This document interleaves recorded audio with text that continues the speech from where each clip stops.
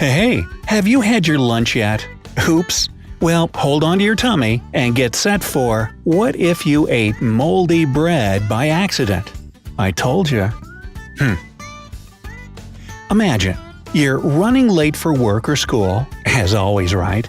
But you've got to whip up a quick breakfast before you head out the door. There's no milk to make a bowl of cereal, but you do manage to find a half a loaf of bread in the cupboard. There you go. Throw it in the toaster, slap some butter and jelly on it, and you're good. Oh wait, what's that green stuff on the crust? Ugh, mold. It's only on one little corner, so maybe you can just cut that piece off and eat the clean part.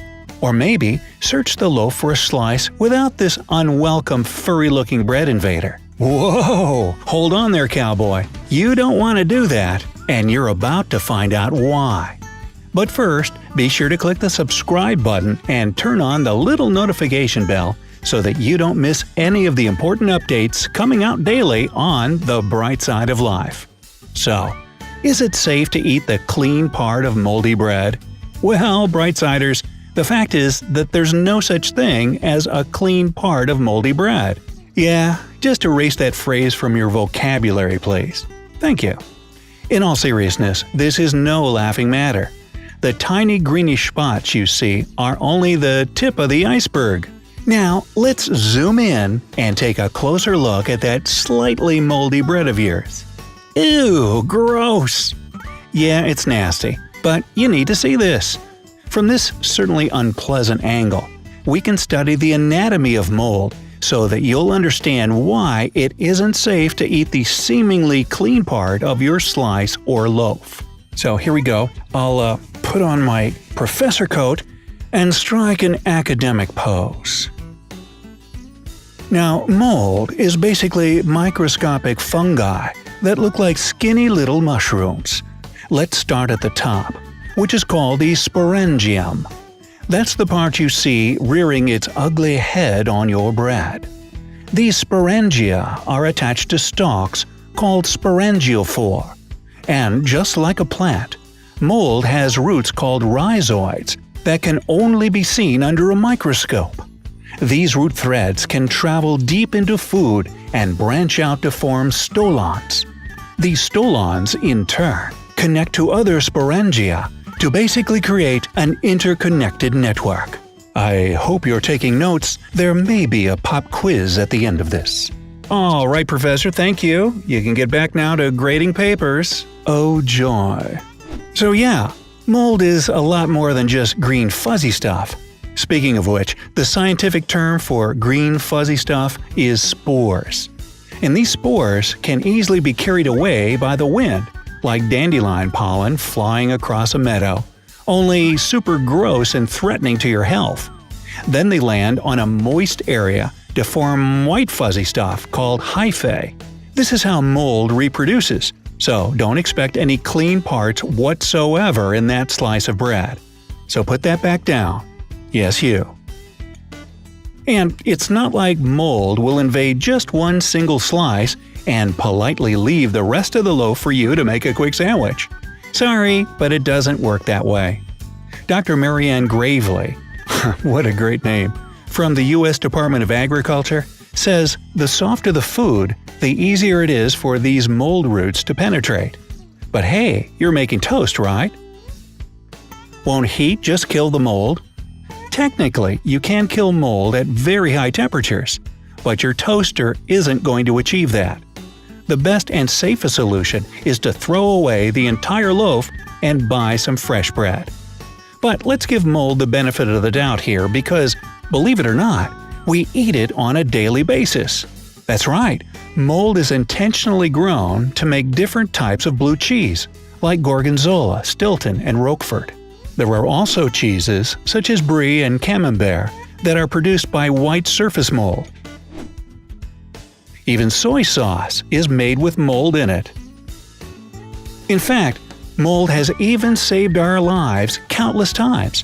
You've probably heard the story of how Scottish researcher Alexander Fleming accidentally invented the most famous antibiotic ever, penicillin, in 1928, with the help of a type of mold called Penicillium notatum.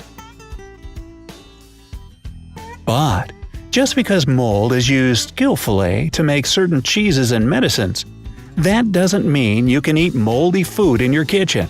We often talk about mold as if it's a singular thing, but there are at least 100,000 different types of molds, and all kinds of them can sprout up on food. Of course, we know that the penicillium molds used in both cheesemaking and antibiotics manufacturing won't hurt us, but you can't be sure what type of mold that is growing on your food. So, is it really worth the risk? The side effects of ingesting mold are no joke, so I won't make any here. You might experience minor stomach discomfort or some really scary stuff like allergic reactions, respiratory problems, muscle tremors, and food poisoning accompanied with vomiting and diarrhea. Some molds have even been linked to cancer. As for the mold that can be found on bread, it's called Rhizopus stolonifer, but more commonly known as black bread mold. We're all familiar with this type of mold, bluish-green with black spots and super fuzzy. Black bread mold may cause a deadly infection called zygomycosis. It can block blood flow and, in worst cases, literally starve cells of oxygen, which ultimately leads to death. So basically, if you see mold on your bread, throw it away immediately. I mean, like right now. But it seems like such a shame wasting food, doesn't it? Well, it's a lot better than taking a mouthful of a toxic fungus and risking your own life. Along with bread, here are some other foods that should be tossed immediately if you've noticed mold growing on them. Lunch meats, bacon, or hot dogs. These products retain a lot of moisture, so mold contamination usually starts way below the surface. Cooked leftovers like meat, poultry, casseroles, and pasta. These foods also have high moisture content that helps mold grow. Soft cheeses.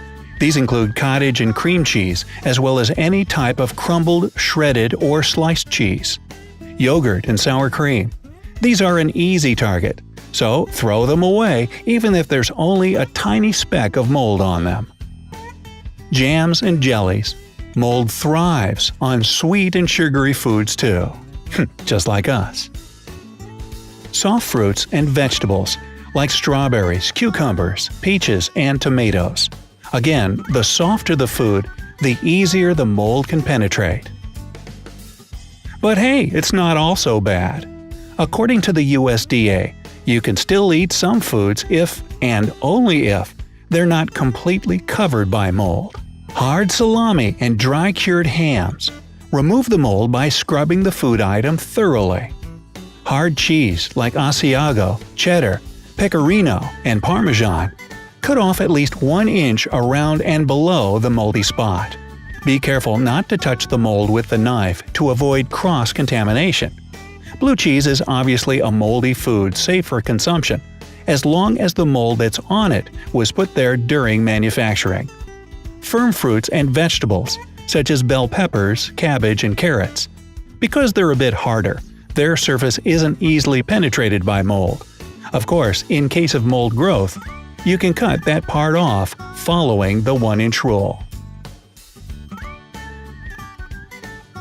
But the best cure is prevention, right?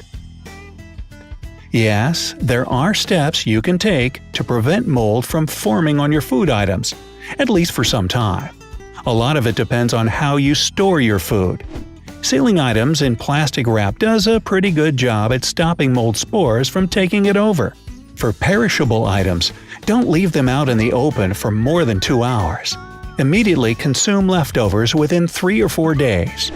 As for hard cheeses, after plucking off the moldy part, you should store it in a different container.